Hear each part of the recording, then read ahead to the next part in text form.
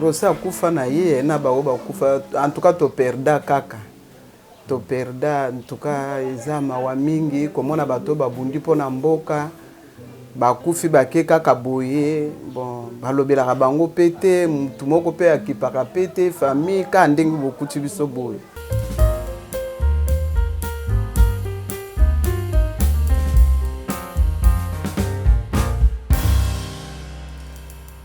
Papa Félix a prometa kanga lobi mama Rosa zaeka mwana na yo moko te biso bayaya Rosi tozali bandeko Rosi tozali ebele okomona pasi te biso tozali mama na kotikala kobosa na yo te Rosi azali loko aleki na ngai.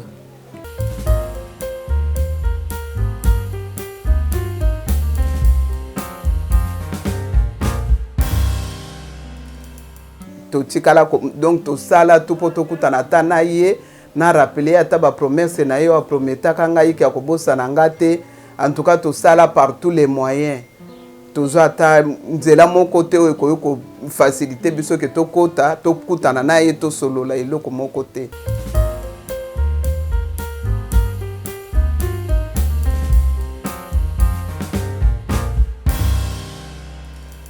Toroba moko tozaka ne vraiment lokola député ministre nani journaliste ya famille de Eliezer et comment même pour mon eboza problème donc to kontaka na biso na mutu te tozaka biso moko ndingo moni biso boy okobeta na porte nani okosenga nani oyo akabela yo okokoma nani pas président ndenge nini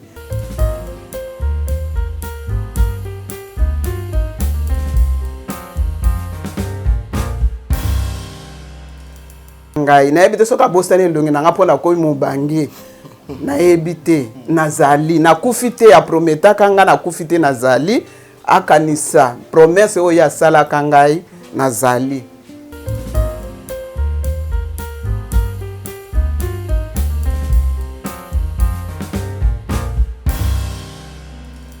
En tout cas, famille a aussi, jamais et alors jamais prise en charge par le gouvernement ou un individu quelconque.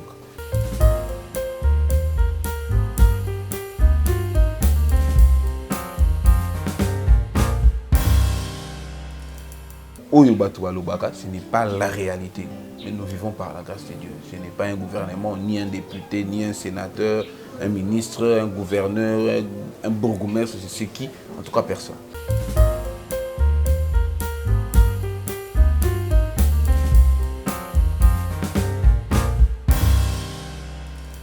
Fait déjà négatif le Kuta. D'ailleurs, d'un moment à l'autre, on a Kelly à Robima, parce que à l'université, Kelly c'est déjà un grand garçon. Il est à l'université, c'est toujours la famille qui prend en charge. Il étudie avec les moyens de la famille et non de l'État. Et ça qui moi il y a aussi au moins dans le monde il y a des spéculations sur les réseaux sociaux. Donc le comment on t'a mis ça dénaturé, moi le bien ndenge na pour couvrir et le comment on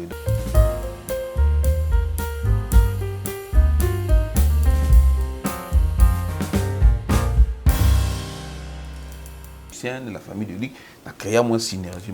Nous sommes allés remplir l'audience normalement, mais aucune suite. Et à notre grande surprise, tout le monde a compris que le président est Nabachegi. Oui, Nabatwa Sirage.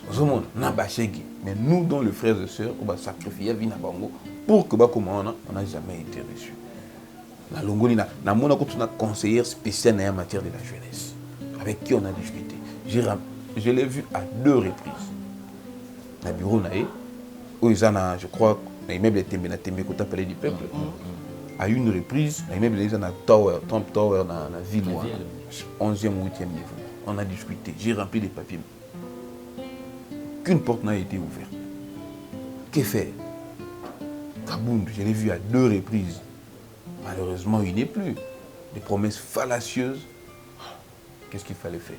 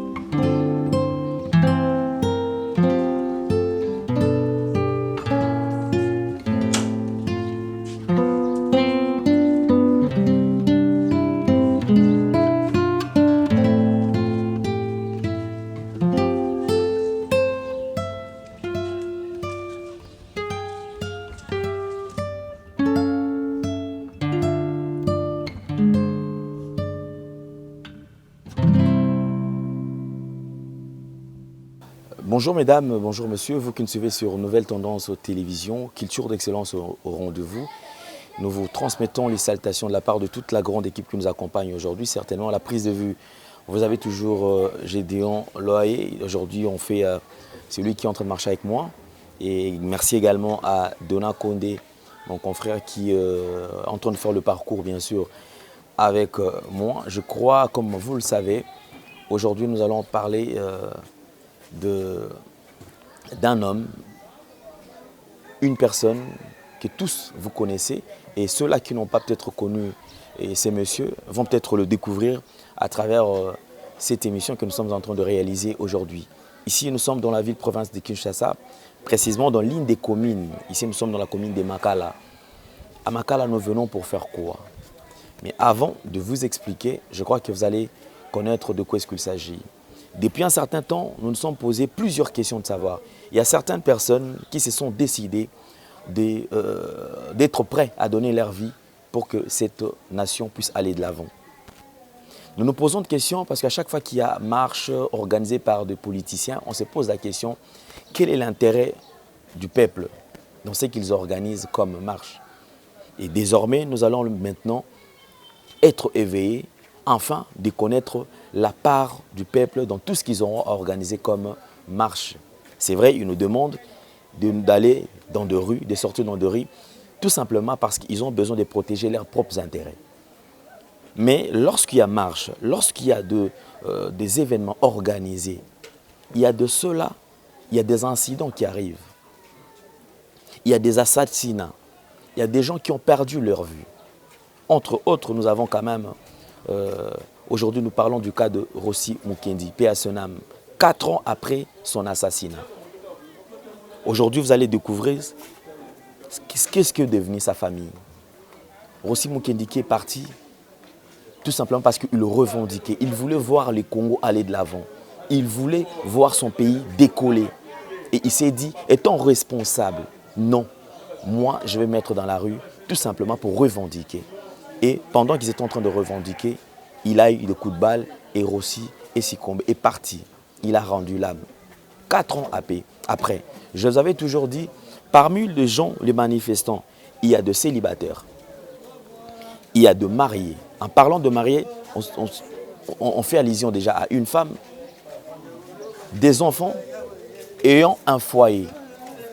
Alors lorsque ces gens-là disparaissent, on se pose la question, leur responsabilité, parce que pendant qu'ils étaient vivants, ils prenaient soin de leur famille. Et maintenant qu'ils ne sont pas là, est-ce que l'État ou les dirigeants ont toujours eu le temps de remercier ou de prendre toutes ces personnes en charge, ou leurs familles en charge? Alors nous allons les découvrir aujourd'hui, parce que nous sommes en train de faire la marche. On va faire un petit pas en arrière, donc question tout simplement de vous faire découvrir les lieux où s'est passé cet événement malheureux, donc l'assassinat de notre frère Rossi Mukendi, qui n'est plus, donc c'était dans la commune de Lemba. Précisément, je crois que c'est la paroisse Saint-Benoît. Alors on va voir, on va faire un petit pas, c'est vrai que c'est pas facile, mais avec Gédéon, si nous parlons le même langage, on va faire un tour là-bas et on se retrouve. Et juste en quittant là, on va se rendre dans la famille pour voir comment est la famille. Une famille où ils vont vivre 4 ans après disparition à moi Bango. Il y a plusieurs questions. Il paraît que cette famille a été prise en charge. Il paraît que la famille est allée malamu. Il paraît que moi na besoin en charge. Il paraît d'ailleurs dans la photo tout monde que moi na yewana mutuazo tambola na chef de l'État. To mekampe koyeba maramyo surtout na mozindo. Alors on fait d'abord un pas à Lemba et juste après Lemba, on va se diriger rapidement vers la commune de Makala. Merci.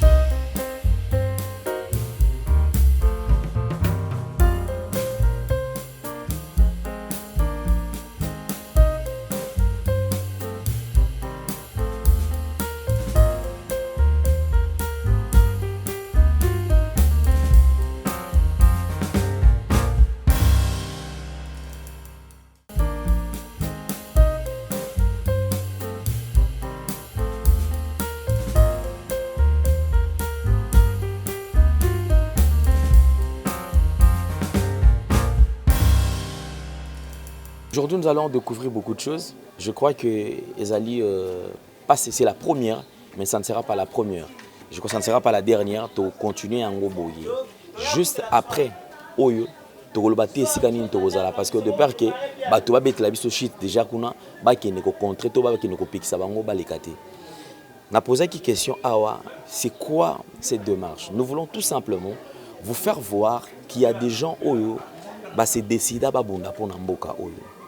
Mais lorsque moto azali ko bunda pona mboka, tant azui coup de balle, tant moto incident moko salami, moto akufi.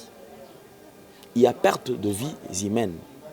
Et lorsqu'il y a perte de vies humaines, nous posons la question, que devient leur famille après? Parce que c'est vrai, la famille va perdre un être cher. Moutou na bango, mwana na bango, papa na bango, ndeko na bango. Je me pose la question très souvent, parce qu'il y a trop de fake news. Non, d'ailleurs, Koutou, Bazobambongo, Baliaka, Bazobango, Achas, Bazango, Kitoko. Les lotos, yeba. Lorsque le dirigeant, se décide de lui que notre bonne la moka, bino bozo zala malam, bino boza bien na bino. On se pose la question, oyo babimaka, pour natina na kobunde la mboka, lobby, ya bana na bango izala ndengini. Donc je ne suis pas seul, je suis accompagné de Dona Condé, mon confrère, vous savez, ezali lutte moko noble, et puis biso esengel kozala na ba ndeko, ba journaliste bazali engagé. Dona Condé, bonjour. Bonjour Alain Dele. Également, bonjour Naba fidèle et puis abonné à Nouvelle Tendance Télévision. Merci, bonjour pour l'équipe nous nous accompagner sur les lois. Merci beaucoup. Je crois que le loi Totoki, la marche Toki Mata, en fin de compte, tu commis quand même na Makala, à toi na commune à Makala pour une petite précision. Et tu lignes quand même Toyeba.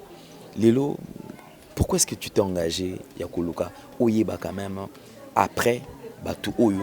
Se sacrifier pour Namboka. Lobby na bangoto, ba famille na bango batika la nengeni. Voilà, merci pour la question Alain. Tu sais, question dans nous oyo posé est très importante et nous répondre premièrement que mon jeunesse congolaise lelo. Tous en danger moko biso moko ba jeune to comprendre ngote. Que ba oyo baza lelo na ba 80 ans mata. Baza suna tina parce que bi na lobby akola la muki lobby akufina. Mais biso tous en a posé à comment avenir il y a bien à Congo oyo tous en a danger parce que bango va sacrifier biso. Alors pour il y a notre frère Rosim Kendo tika biso 4 ans depuis 4 ans depuis tika biso de temps à autre je me posais la question frère Nabiso abimara yé morote nanzela notre frère lutte naye ezalaka te que non pour que la famille naye bana naye mosi naye bazala bien et c'était pour la RDC tout entière. Et batu oyo bazalaka na yé na lutte wana batu o banda ko pesa ba mot d'ordre pour que biso ba jeune to bima libanda. À l'époque bazala ba opposant et aujourd'hui ba koma ba kondi. C'est le pouvoir en place d'ailleurs. Voilà, c'est le pouvoir en place. Alors depuis ba koma ba kondi lutte ya biso ba to bundanga na bango. Quand je dis biso c'est-à-dire ba aussi et les autres. Auto bundanga na bango tant to zaka ba opposant. Ba msusko ko ba kufaki parce que après peu qu'on fait na yepa na ye calmement à cause un peu à Goliath mais il s'est dit nabi mana s'est sacrifié pour Namboka qui va bêter balle royale et après 4 ans après atiki bana atiki famille après liwana ye na papa na ye moko nanu akufa et lelo tozo linga mpe toyeba vie na bango ezanini parce que je vous dis là abonné à Nouvelle Tendance quand na ocha ba témoin le temps à autre na petit frère naye maître Yannick Mukendi baloba na biso que non gouvernement ils ont bana en charge c'est faux et archi faux baloba na biso que bana naye ba futaka Minerval te batanga école catholique moi je vous confirme que ba futaka Minerval s'occuper famille nan bazui mbongo ya ko futa te ba bengana bango des procès oye banda qui depuis procès oye banda qui tile comme yema loba que non le peuple gagne toujours avant il y a ko gagner depuis procès banda qui baton nyonso au procès bandi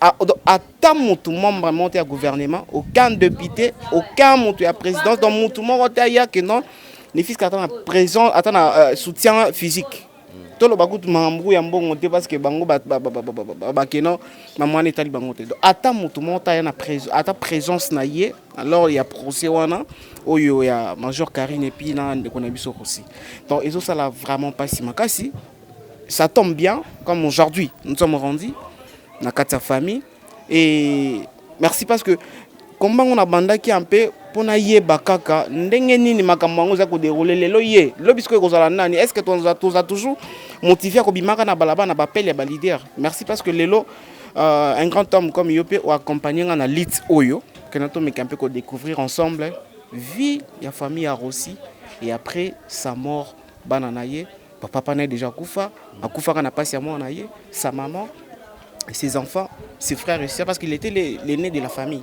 Il y en a qui l'aîné de la famille, il y en a qui les conduit à la famille parce que papa était déjà fatigué, papa ne travaillait plus.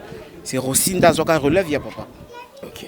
Voilà. D'accord, merci beaucoup Dona Condé. Mesdames et messieurs, je crois que nous allons découvrir tous ensemble, comme on va toujours vérité, réalité au fait. Ok. Les lotoyés, parce que peut-être on pourra dire que non, Dona Koteli, Bango.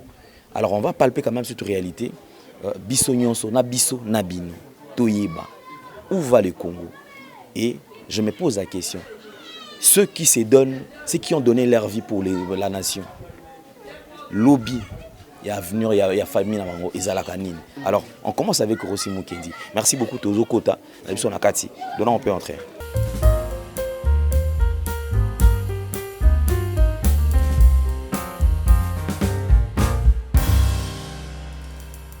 Voilà, ça fait pratiquement 4 ans, et jour pour jour, que notre frère Rossi Mukendi nous a quittés, en tout cas paix à ses mains.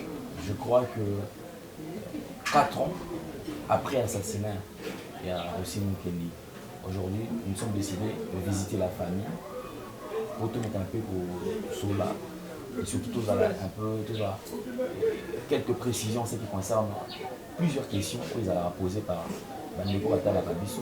La raison pour laquelle nous sommes déjà avec son frère au bout déjà que Azali a toujours la même lutte. Azali qu'on continue. Maître Mukendi qui n'est plus d'ailleurs à présenter. Maître, bonjour. Bonjour, Papa Alain. Santé bonne. Non, ça va, Dieu fait grâce. Alors, Maître, ça fait pratiquement 4 ans, je crois le 25 février, il est au coup ça 4 ans depuis que les Korossi a Tikibiso. Qu'est-ce que prévu d'abord? Parce que la vie qui est lutte, ça peut continuer. Bon, merci d'abord pour l'accueil Nabino, disons visite Nabino dans Libota famille. C'est aussi 4 ans après l'assassinat Naye, c'est la première chaîne, donc première structure où il s'est déplacé vers famille. Et mon en fait domicile, ici car aussi Zaraki, ici car maman aussi Bandeko Bazali. En fait, comme d'habitude. Le 25 février, tu prévois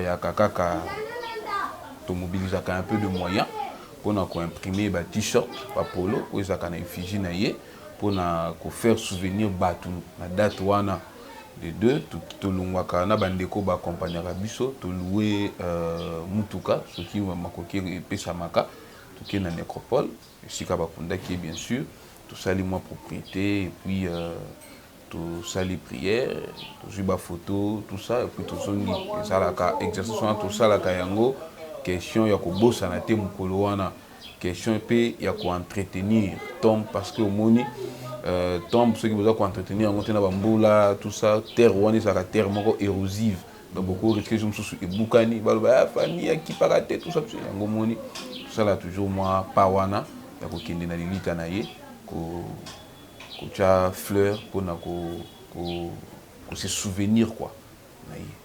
Alors il y a quelques questions, je crois que tu remets un peu pour tout soit un peu éclaircissement en ce qui concerne parce que déjà mingi j'ai l'impression que on est en train de palper une autre réalité par rapport à ce qui s'est dit. Il y a plusieurs langues d'ailleurs, familles ali prises en charge par l'État congolais, famille basant la difficulté de mon côté. Alors, le col a décidé déjà que tout le monde peut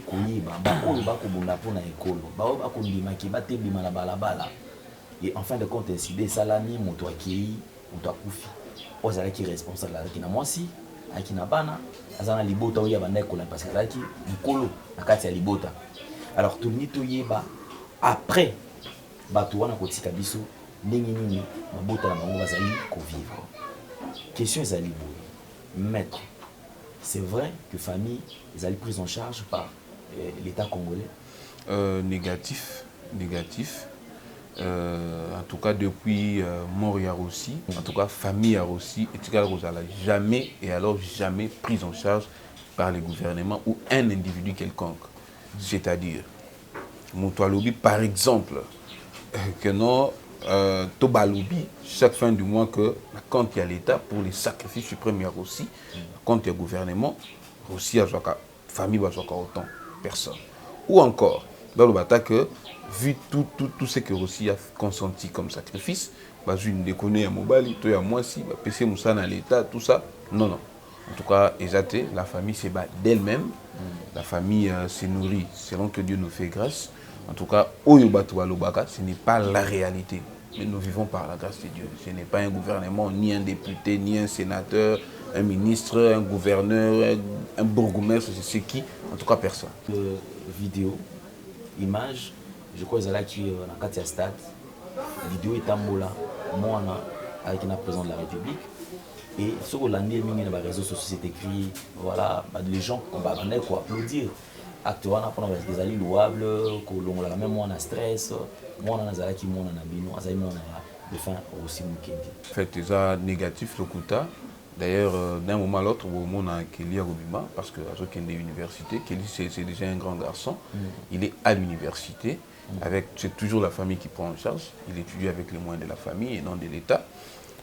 Et ça qui moi il y a recité au moins dans le monde moi il spéculation sur les réseaux sociaux donc le comment on t'a ça dénaturé à moi le bien ndenge na pour couvrir et le comment boy donc au moins tous en a ba parti politique ba na ba communicateur ba comme rôle na bango ko jouer ba diversion donc les Cambodgiens réalité ta mission ngo boy pour que à couvrir le comment yo kaka pour moi bato za na poto c'est vrai ba yo ka ki bongo mais réalité c'est à moi na tu donc peut-être na poto bandeko ça bango c'est la beaucoup moi président na aussi non ça moi ya recité et donc moi na recité mais en fait quand même vous n'avez jamais eu parce que c'est vrai vous allez mutu o ebi libeko o ebi pending ni quand même au ça pour la procédure afin que vous me campez qu'on revendiquer dans ce sens là parce que lutte oyo parce que qui qu'on rappelle bateau à titre de rappel bandeko ba eba abimelaka nini parce que bateau soit quand on dit abaneka ko tambola ndeka ko un incident abimelaka oki ko rappeler biso c'était dans moment nini c'était par rapport à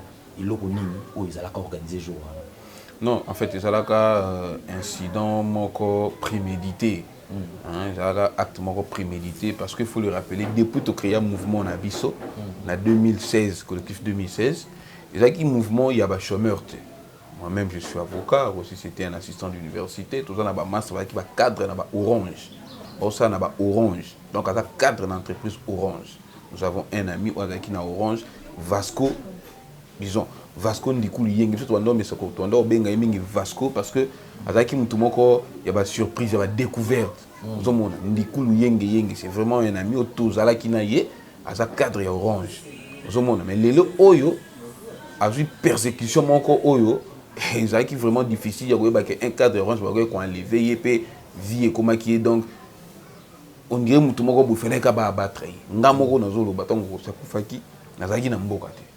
Falaki na bima. Lutte na biso to bandengo na 2016 banda ko kanga kanga biso. Na mboka na biso so koti ANR.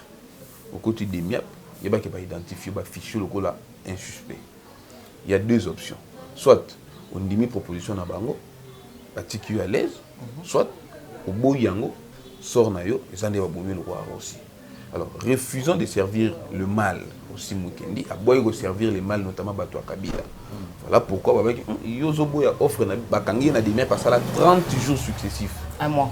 30 jours, un mois. À Monaka, Libota na été, famille, avocat, médecin, 30 jours. Je sais que c'est quelque part. Nakatia demiap sous Delphin Kaimbi, Nakatia demiap. Alors, lavage de cerveau et pas ça qui était, Atigala qui intègre et via qui peut battre. Yo obo ya ba offre na biso qui est derrière toi. Oh derrière biso za na ngoka nzambe ndeto vivre le na tolo bango. Chasse à la sorcière banda wana. Tozata na militant na biso moko. Quand to revendiquer ka kulune si la maye bima. Tozo revendiquer l'époque wana ba sous-set ya Karine zaka ba kota se ba agent ni moko ba kuna ba zwa militant na biso ba kangai arbitrairement. Ndeko ya militant na akenda aluka ba pourquoi ba kangi ndeko ne ba beta mutu wana tia kufa. To dénoncer yango chasse à la sorcière je banda ko ne pas Karine donc ba branche fungama moi ebele ndé le 25, disons, depuis 2016, tant que Makambo Kodjo Bandaki, tant que Genval et Salamaki, peuple nous soit qui n'est qu'au d'ailleurs, c'était pour la toute première fois que Namona, papa Etienne Tshisekedi, a ça la meeting. Kelly, s'il te plaît, s'il te plaît. Donc je crois que Maître Nakato Momouké, je crois que Kelly est là. C'est le fils de fin Moukendi. Je crois déjà Boebi Rossi. Kelly est là. Maître, tout à l'heure, tu vas Kiaza déjà à l'université. Kelly, ça va? Oui, ça va. Tu es dans quelle université? UPC. UPC. Sciences informatiques. Sciences informatiques. Un mot à section de Merci pour ceux qui nous aident et merci pour votre présence, pour voir comment se comporte la famille. Et merci encore. Ok, merci beaucoup. Alors, bonne journée. Merci. Donc, merci beaucoup. Là, c'était Kelly. Je crois qu'il fallait quand même tout ta maître avant. Tous on a mis comme Azo Kelly, l'université. Ok, maître, on continue. Voilà, c'était pour moi la toute première fois. Il y a comme on a meeting quoi. On a un meeting, il y a papa Etienne Tshisekedi na triomphal de Genval et Bandaki, c'est suivra qui n'a pas activité, ba marche, tout ça. Vous avez toujours na balaba na tindinge 5 ans à récupérer qui situation au travers il y a CLC. Tout va toujours que na ba marche, toujours bima derrière tout ça là que surtout qui ba point focaux. Il y a Moamba, c'est-à-dire on sensibilisait na Moamba. On mobilisait dans Moamba pour que tout ça la jonction dans des églises catholiques afin que tout le itinéraire oyo sango bango moko ba opé sinon oyo biso to tracer donc il y a une kana ba église na biso tout sambeli et puis après tous élis sango abimi habito ki nzela boy mais ce jour-là malheureusement et tourna qui na ndenge nzamba prévoyait qui to na ndenge banguna bakana ki wana babetaki aussi masasi mais après wana il s'en suivra qui n'a pas persécution et belé donc te ko banga moko awa abimaki na kimaki mboka ba master msusu belé notamment Ndikulu yenge abandaki ko continuer ko sala normalement mais à un moment donné acharnement ya ki trop na musala na ye et komaki tantôt awa ba enlever donc muta komaki donc stabilité ya foyer komaki sous en tout cas Tibiso moko to ma qu'à un moment de nous ko ba mais cet ami tondo ça na famille wa bengi donc tu dois apprendre que ba enlever o lo ba sala et tout ibate donc en tout cas tout tikalaka ka bo perplexe ngamoko parce que na moi gagne peine quelque part corps vida donc bah trop des amis ont perdu ba boulot, trop des amis ont été persécutés sous Kabila et donc c'était très difficile et c'est difficile jusqu'aujourd'hui. Merci beaucoup, maître. Je crois, comme je vous ai dit, qu'il y a quelques questions pour toujours quand même parce que les lots, nous avons tout à l'heure que maître Ouibi quand même comment faire ça la procédure, moi enfin quand même qui est beaucoup quand même là-bas dirigeant parce que les lots, on pouvait encore dire autre. Je me pose la question pourquoi ne pas rédiger surtout c'est ma audience ou quand tout le monde va doit écouter un peu ici. Pourquoi pas ça la procédure non c'était ok mais quand même peut-être soit beau ça. Papa Alain, au moins, on a procès à 100 jours. Ancien directeur du cabinet chef de l'État, Vital Kamira Loba, qui est président de la Kamini, accro aux réseaux sociaux, à Twitter, et tout ça, tout ce qui est réseaux sociaux. Président Talaka, parce que ça a à peine temps libre. On a un compte Twitter, parfois tweeter au Tena Combo président. Identifier président. À moins que ça la batte, on batanga. Toi, tu as un cadre de fondation, tout ça, tout ça, tout tu t'as. Attends, ceux qui président, les collaborateurs, les amis, na Facebook, na WhatsApp, toujours des messages. Mais il faut te croiser ma boko, non, toi, tu te message sur le cas. So, audience, qu'est-ce qu'on fait? On reste au bout de la député, on a monité, sénateur, on a monité. Il y a des rendez-vous, il y a Kalobi, il y a finalement le temps où on a rendez-vous, donc on nous appelle pas quelque part, les beautés liées. Si on a 9h, 17h, il y a Mingato, non, lobby, ils avaient plusieurs réunions, non, quand même. Tout ça, quand même. S'il vous plaît, alors, maître, et ça, il a tout ça dernièrement, au président de la République, il a besoin, il y a tout le monde, tout y a participé, il y a là-bas, tout y a genre, ils ont qui porte qui vraiment ouverte pour notre consultation. Alors, tu n'as pas eu le temps.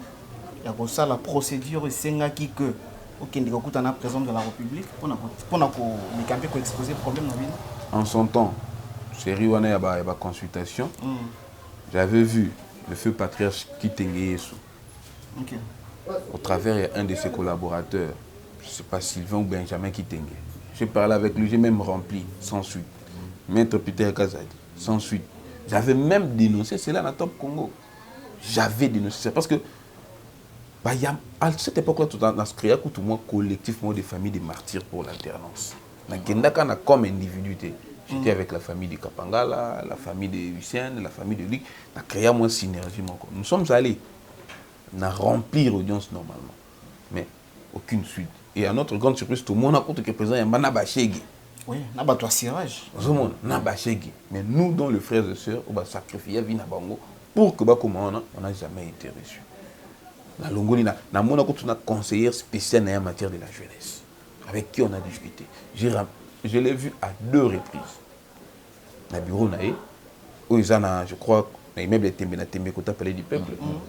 À une reprise, dans l'immeuble de Trump Tower dans la ville, 11e ou 8e niveau. On a discuté, j'ai rempli des papiers. Aucune porte n'a été ouverte. Que faire? Kabound, je l'ai vu à 2 reprises. Malheureusement, il n'est plus. Des promesses fallacieuses. Qu'est-ce qu'il fallait faire? C'est vraiment triste. C'est vraiment, vraiment, vraiment triste. Alors, dernièrement, je suivais Donald qui est en train de classer le 20 points, disons que d'ailleurs les enfants de Rossi n'ont jamais été pris en charge. Vous venez de le confirmer tout à l'heure ici. Il arrive des fois même ces enfants sont chassés. Dire qu'ils sont pris en charge totalement, non.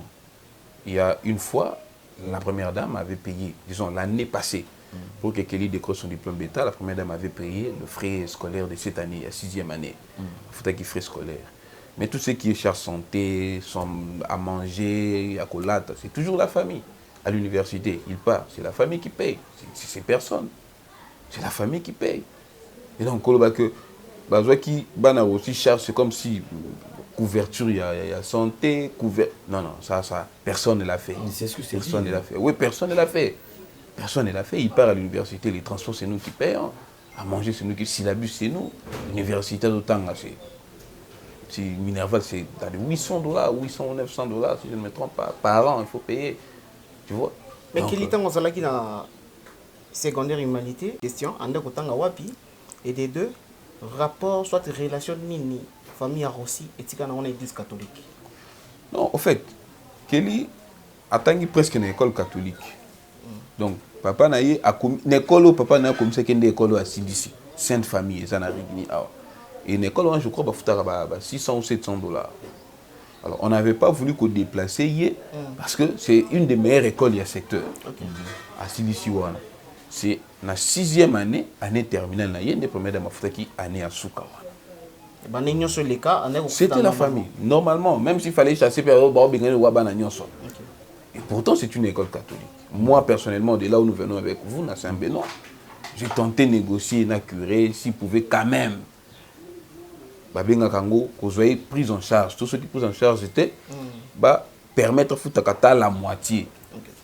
Moi, j'ai même fait des lettres dans le centre Lindongue chez le cardinal lui-même, dans 5 ans. Aucune réponse.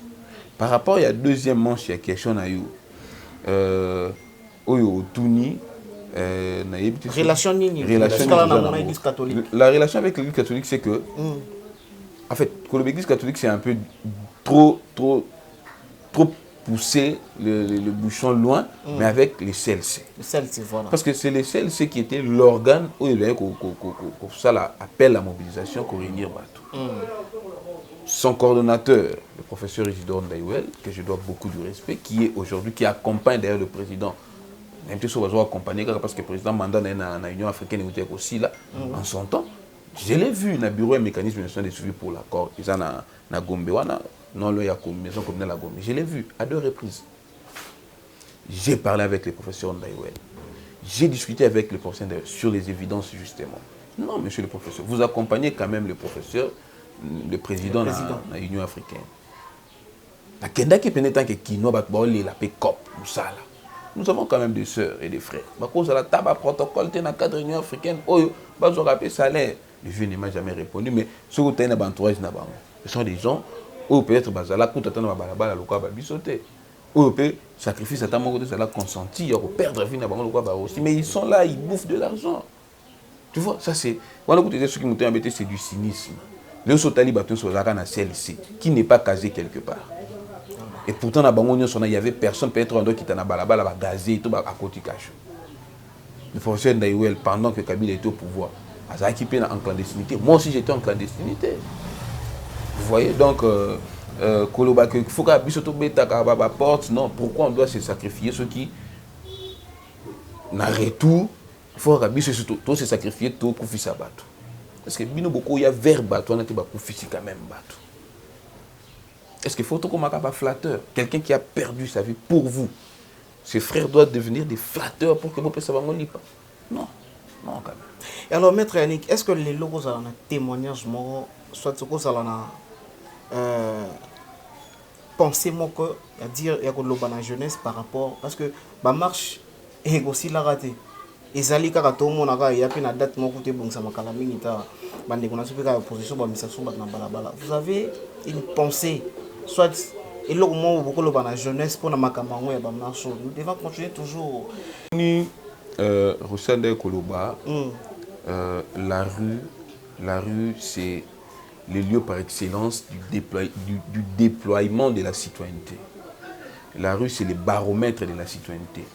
Bah, il y a la température, il y a peuple. À chaque fois que s'est déployé, à chaque fois qu'il t'en a balabala pour ma baisse. Moi, en Égypte, l'eau, il y a une place Tahrir. L'Égypte, l'eau, ceux qui gouverneurs, ministres, à Salim, peuple, na balabala, à Kouvandana, autant de jours, tiyo kolongo. C'est au fait ça, va penser à aussi. Or, le jeune, le Kolangaï, n'est jamais suivre les discours politiques pour changer ces pays. Tant que s'est déplacé chez ce n'est pas parce que Russie avait une couleur politique. Sinon, s'il faut partir dans l'angle politique, il y a un combat politique. Mais même ceux dont la vie n'a pas été fauchée au nom de la politique, mais au nom de la patrie, au nom d'une conviction. C'est-à-dire, le pays est maudit en fait. Le pays n'est pas reconnaissant. Le pays... le pays n'est pas reconnaissant. Donc, les lots Oyo, ceux qui peuplent à Kolobake, Abima, pour ceux qui l'estiment, ils ont tambouré. Abima non pas parce que son là lui, mais Abima parce qu'il est convaincu que le Congo est appelé à la grandeur. Tu vois comme Lumumba disait, c'est pas ma vie qui compte. Ceux qui ont tué Lumumba aujourd'hui, n'imaginent même pas la grandeur de Lumumba. N'imagine même pas la grandeur. Elle a battu Moussouba Bomagabangote. Obomi Boé. Oh, le mouton a Bomi a étouffé au Bomi, mais aux autres, on a censé de plus en plus. Ça fait aujourd'hui 4 ans.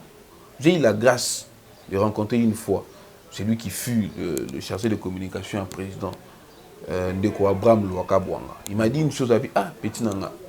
Tu bélé, bah, fait Ndeko no balobela kalobela kekaka. On a dit, ah bon, yo, moi, intérieurement, tu te dis quoi? Azanga réponse à Opé Sangai. Et Ngana a toujours convaincu que Nenga Tobeta Lisolo Lelo et si la Tigala Bouité. Parce que je ne pense même pas que 5 ans après l'assassinat de Lumumba, Mobutu a Sansaki Mbala encore. Peut-être soit qui après 5 ans. C'est avec l'arrivée des Fatih que Kassafou tombe comme héros. N'en déplaise, dans certains membres de la famille, mais Fatih a tombé quand même. Yemoko, Kabila au pouvoir, son père était dans la situation où donc c'était difficile de le censer.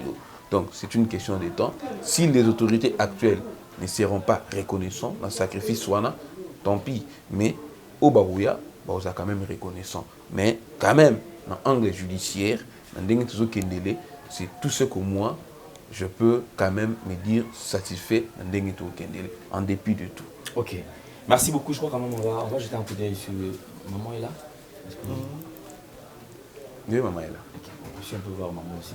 Là, on va entrer. Maman, il n'y a pas de problème. Comme ça, mettre à cause de l'absolu.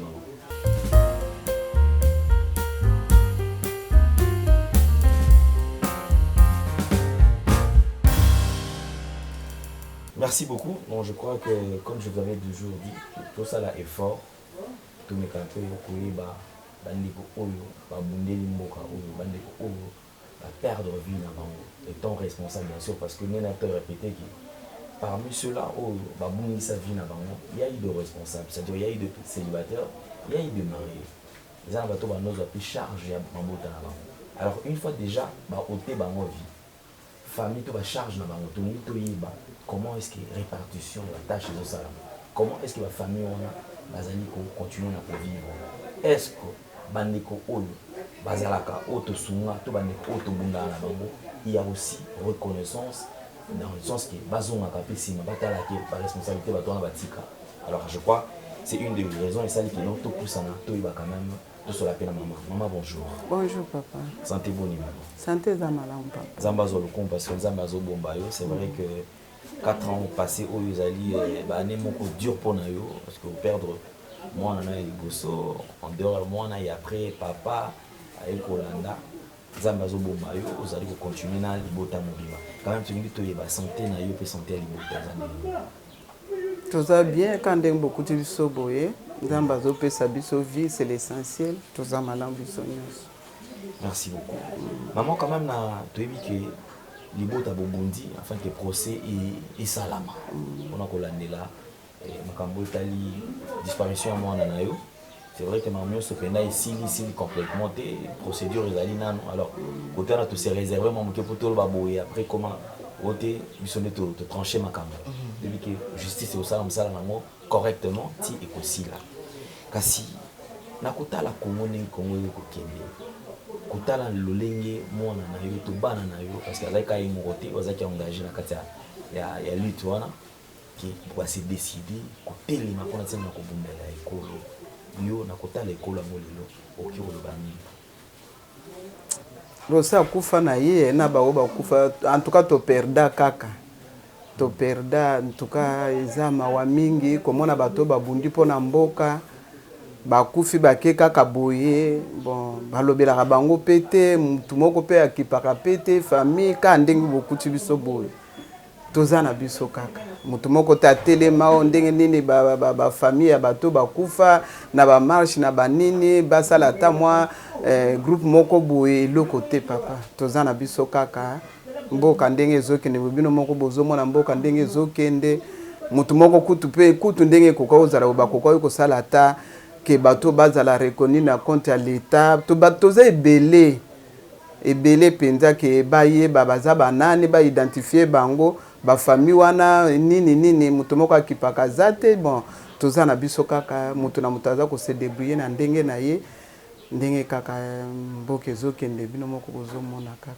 Très souvent c'est-à-dire information de bouche à l'oreille 15 minutes après et panzani ezala information ya solo to ya lokuta et panzani. Alors face à la pression surtout nous allons kokuta nango parce que mingi le moment que nous besoin bongo ba pesibino ba zorabino en charge je crois qu'ils allaient information ils allaient rappeler pendant la quartier parce que bino ozali pour ça ndenge ni quand même pour me quand même faire face na nyo surtout bato balobaka parce que moi bato musu ko mona ozangi pe mungu ba mto kanisa ke ozoko sakaka maître tout à l'heure tondo solo mona ke ça dit que so est mutu na le hotel mona ka ki azoko sakaka bosala ka ndenge ni mama pour quand même on ka ko vivre na kati ya quartier et bisiko bato kanisa ke no yo ozo mbongo ebele pona na liwa mona wana yo lokwa bato nyonso ndenge tomesa na biso ka tovanda biso kana bato nyonso ndenge tovanda kana ndenge bo uti koloba ndenge bato la ke bazwaka biso en charge loko te mutu moko azwaka biso na charge azate ezala bana batika na classe banda papa kufa ezala bana ya Russie bazali kaka oyo keli mwana liboso nde année passée tango azaki na 6e des humanités première dame a indimaki alobi azwa ma charge na ye mais afutela kika ba frère ya 6e wana après examen d'état isili siko ye wana 6 classe auta ko 18 ans na le 25 janvier abandi université ezaka na charge na biso kolia komela na biso nyonso ya biso ezaka na biso moko nzambe ndenge azosungela biso moi des fois peut toujours moi visite moi ata mosu bato bauti poto moi bapaya moi $100 moi 50 boso masaki aloso tokumisaka nzambe mais côté que bazwaka biso en charge eloko te toza na bana banda batikala batangaka to débrouillaka kaka na ndenge na biso soki tozwi tolie soki pe tozwi te tokumisika nzambe mais en tout cas boye bazwa biso en charge to bana ya Russie to boye eloko moko te papa eloko te. Et aussi tout le monde à l'époque président de la République actuelle azala na kibokondité mais au moins présence naïe ezalaka ayaka ko rendre bino visite pour remplir livre ya condoléance et tout. Promesse na ye tango ya monaka yo mama ya Rossi alobaka na yo nini ya prometaka libota ya Rossi nini. Papa Félix a prometaka nga lobi mama Rossi azayeka mwana na yo moko te biso bayaya Rossi tozali bandeko Rossi tozali ebele okomona pasi te biso tozali mama na kotikala kobosa na yo te Rossi azali loko aleki na ngai na ndimaki na yebi ke a promettre nga une fois sala geste na kasi na premier anniversaire aliwa na ye kaka mbala moko wana nde tomona atinda batu na ye baya bapesa biso enveloppe tosomba pierre tombal ba dépense ba charge tokende ba cimetière ba nini wana nyonso to ti lelo en tout cas natikala komona eloko lisusu te to tikala donc to sala tout poto kutana ta na ye na rappeler ata ba promesse na ye wa prometaka ngai ki akobosa na ngate en tout cas to sala par tous les moyens tozo ata nzela moko te oyo ko faciliter biso ke to kota to kutana na ye to solola eloko moko te na ye bakate soki abosa na soki pe ezaka kana makanisi na ye mais na ye bakaka ki a prometaka nga bi mama na kobosa na yo te mais jusqu'à présent na mona eloko te donc nazelaka kaka promesse na ye wana nazelaka kaka na yebi ki azana mutu azana makambo ebele ya kosala peut-être akokanisaka kaka un jour. Alors lorsqu'il qui est arrivé que le to déplacé to ye koluka yo président de la République approche ya président batali mama pas même un message pas à président soit il mo président pe image ya mama ikomeli o lo bana nini nese oyo alaka kinga ye moko ayebi yango tozala biso mibale na ndako awa tosololi na ye ayebisi ngai ye moko na rappelaka ye ka ba promesse na ye akanisa libota oyo na pesa ba CV ya bana nga basisa ba classe baza ba licencié ya basi ya mibali bazali na pesa ba CV na bango epa bato oyo yatindaki ba envoyer oyo batindaka mbala wana ngai papa ko pesa pe na kobanda komona ete aho banda ko pesa nga so na zangi na kei aza n'importe quel mutu to telemi na porte ya mbio azo ne fiske ba CV ya bana nanga pardon boko misela ngango epai na ye alukela bana nga ta musala na sengi kaka alukela bana nga musala poso bango bazana musala nga na kozala na kimia bakosunga bandeko na bango bazotanga papa ba CV wana ekende ti lelo sans suite esika nini to lukite atana limite wana po kutana tana mama Marthe weza ka blocage partout na ba député o ba komi lelo ba député bazalaka ba député te bazalaka koleka na ndako awa bokosolola bakotuna tozalaka bien mais lelo ata moko aleka sute toloba moko tozalaka ne vraiment lokola député ni ministre nani journaliste ya famille Ndeko Eliezer et comment même pour mona eboza problème donc to kontaka na biso na mutu te tozalaka biso moko ndingo moni biso boy okobeta na porte nani okosenga nani oyo akabela yo okokoma nani pas président ndenge nini namba moyen nini donc tozotala kaka eza malheur eza ke tobotama ba congolais soki ezali ke tozalaka na ba pays mususu ata na Afrika na ba pays mususu penza mbele bokuti biso pe esiko te mbele toza pe boye te mais mawezaka ke poto botama ba congolais yango na totikali ka oyo tozali bana ya bawe bakipaka bango te basi ya bawe bakipaka bango te baza ko souffrir nazo senga na président de la république ngai na ebite soka bosani ndongi na ngapona ko mubangi na ebite nazali na kufite ya prometaka nga na kufite nazali akanisa promesse oyo ya sala kangai nazali penda nazela kaka ba promesse wana ekokisama. Avant de passer à Malobepa ya bon après liwa ya mwana na yo Rossi Mukendi libota vous allez vivre malamu ne vous allez vivre tango ya zalaki ko songa bino et tout bel libota vous allez vivre penza délaissé na kati ya pasi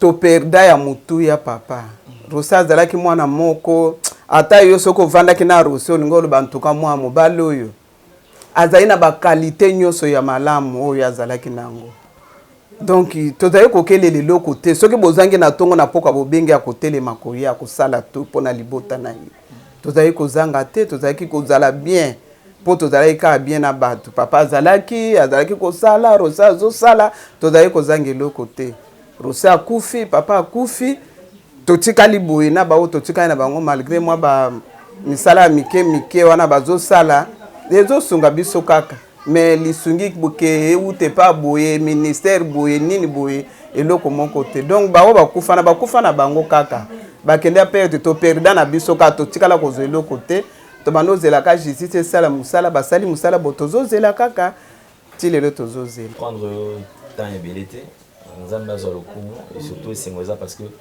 nzambe azocontinue kogarde nous croyons à un avenir meilleur mpona mboka oyo et surtout makila baoyo bakenda egangaka ntongo midi pourquoi donc vengeance toyebi ke nzambe akosalaki mboka un jour souhait oyo bazalaka nango mpona mboka oyo ekokisama en tout cas merci beaucoup na yo nabanzi message na yo mpona mokonzi ya mboka ekei tokotala mpe suite soki kosalama ndenge nini en tout cas tokozwa ota mingi te merci beaucoup apesi bino mpe merci nde boziye nzambe apangela bino.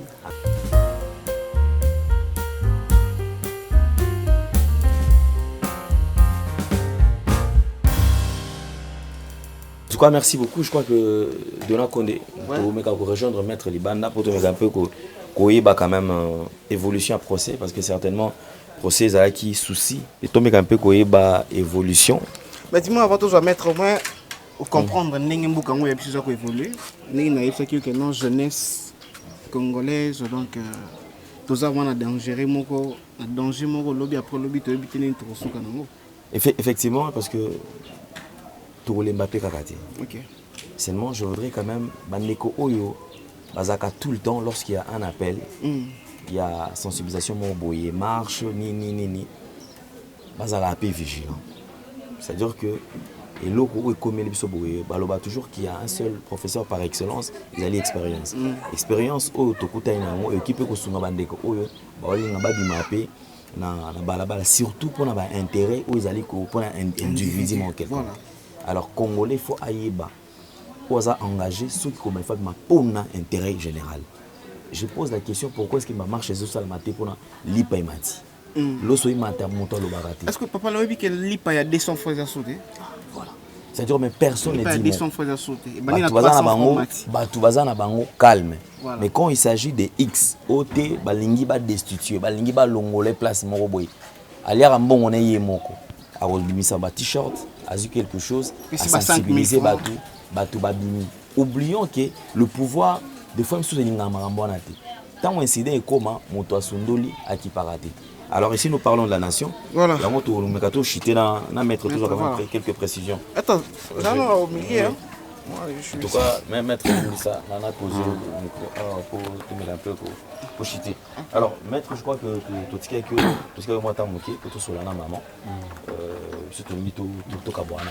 Alors, tu me dis quand même, souhait Zalaki, c'est vrai qu'en tout cas, il y a eu des crocs à jambes, il y a eu vraiment beaucoup de barrières, mais en fin de compte, nous avons quand même un sali pour qu'il y ait un procès. Au qui la lecture, nous avons ça à la procès. Qu'est-ce que les gens peuvent retenir dans mon procès sur le dossier Rossi Mukendi? Ah oui, la lecture par rapport à procès à Rossi, et ça c'est une de preuves suffisante. Il y a évolution, il y a justice Nabiso. En fait, il y a indépendance, il y a justice Nabiso. Parce que au moniteur depuis 2018, c'est comme Awa, justice et ça les manque. Bakanga ba coupable. En tout cas, à moins que vous allez nous comme au linginombo kana ndenga motema mabe. Zomona. Ce que lingi penamboka na motema ya komona ya malamu ko malamu, au féliciter quand même liberté, la justice et indépendance na yango. Mais loko moko nde kaka c'est peut ça qui bisoté dans le lingue justice salema qui est na phase côté ya réparation ba benga ba dommage et intérêt. Zomona. Ba dommage et intérêt ndenge ba loi ki yango wana ezelo komo ndezo koti sa famille na conflit na ba avocat na ba famille mususu pe ya aussi baza belé. Zomona. Omoni bomo ya mutu ezaka na mutu ya mbongo te okomisere bomo ya mutu na mbongo te mais tango mutu l'état yo bomi mutu oyebi ke mutu wana soki azaki pe na bomo na ye akoki kosala mbongo koleka oyo ozopesa ye eza ozobwaka soi na mémoire na ye ozo comprendre eza kobwaka soi na mémoire na ye parce que dans un procès il y a des avocats qu'il faut payer, il y a ba famille, il faut pas s'y retrouver notamment bana ya moui parce qu'il faut bana na ba tala âge ba petwana bazana ngo zomo tiba ko saka ba 20 ans ko saka ba 30 ans donc papa na mokili a jaté zomo ils a passé biso c'est vrai to banda ko combler kaka mais bolingo ya papa pe mona na misala papa zaki tatika ki ata moins succession papa zaki tatika ki bo alors bango ya papa mutawo mais ça l'état congolais est-ce que bana oyo lobby faut pas se révolter contre l'état to faut pas servir l'état et c'est moni ba va servir l'état ce qui l'état a servir papa na bango malamu te na sacrifice salaki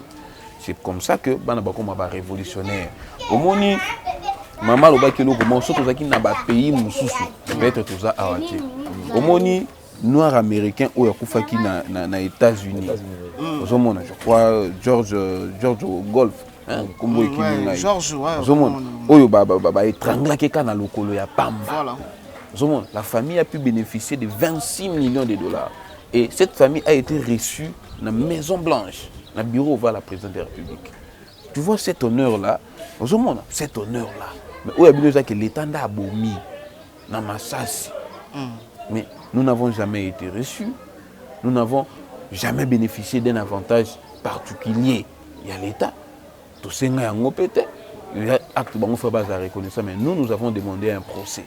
Et le procès, tout ça est en opété, non, on avait déposé une plainte, juste ça la moussala na yango. Mais sur le plan de dommage intérêt, en tout cas, l'État, comme le roi l'État Lingui, a tourné sur son bourrique.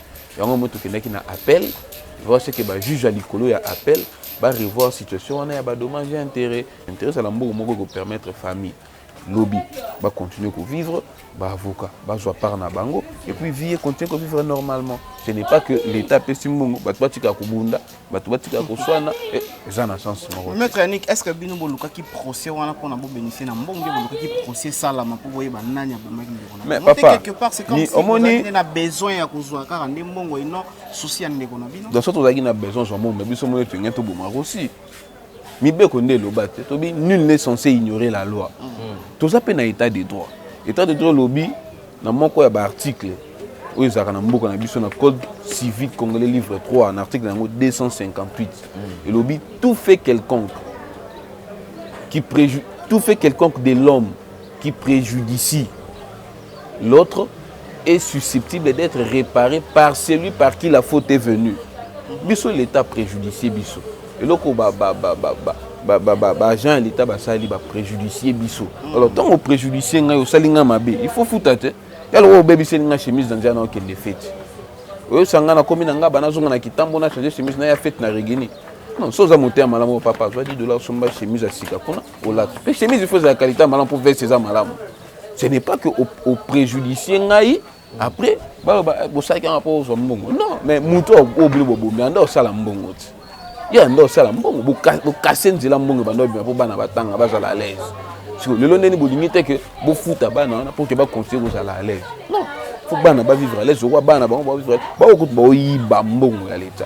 Nous avons 1 million, 2 millions, 57 millions. Vous imaginez, si vous avez européen, vous avez sa famille à 1 million. Mais on dit que vous avez 57 millions, ça est libre.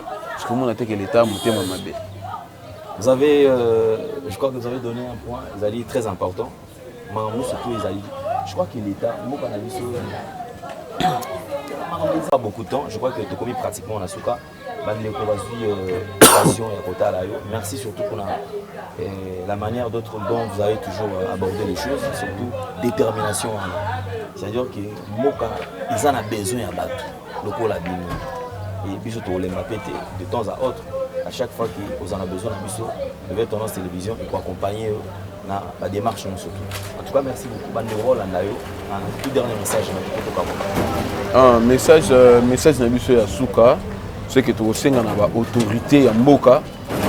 En tout cas, surtout l'autorité judiciaire aussi quand on appelle, la situation avec beaucoup de sérieux, beaucoup d'honnêteté pour que revoir la situation civile en termes de dommages et intérêts. Revoir en termes de dommages et intérêts. Ça c'est de 1, de 2. Les compatriotes na biso bazali bana mboka bandaka biso. En tout cas, ceux qui bakosunga biso avant le 25 février, tous attendent à Polo, tous attendent à Jus, tous attendent à Mutukato qui est dans la nécropole pour que tout honorer sous mémoire aussi. Et vous allez là au moment malade, vous pouvez contacter biso na plus 243 81 168 65 95. Plus 243 81 168 65 95. En conclusion, tokosenga na baautorité bameka koprotéger bacamarade na biso ebele oyo baza kosubir chasse à la sorcière to persécution parce que bazalaka bacamarade yango sur moi totina no église oyeki église ebi ke bapersécution ezoya baattaque ezoya kaka bamaste ebele oyo baperdre misala na bango bazooblige bazali bana mboka parce que toyebi te banani babengaka bango donc c'est un peu difficile yango nakopesa bandeko na biso nyonso oyo lelo quand même au-delà au fait que bazokandela bango sur le plan interne esika bazali soki nzambe akosunga bazwa makasi napesi bango vraiment bisika bazwami na bamboka nyonso mbote pe courage lutte ezo continuer le peuple gagne toujours ka ndenge rosi aloba. Merci beaucoup, le peuple gagne toujours, la lutte continue. Merci beaucoup Nabil surtout. De là je crois que tu commis pratiquement na Souka. Voilà, tu commis vraiment na Souka. Merci na batnyo so balanda ki biso pe merci na ndenge bazo renouveler confiance dans bango na nouvelle tendance télévision.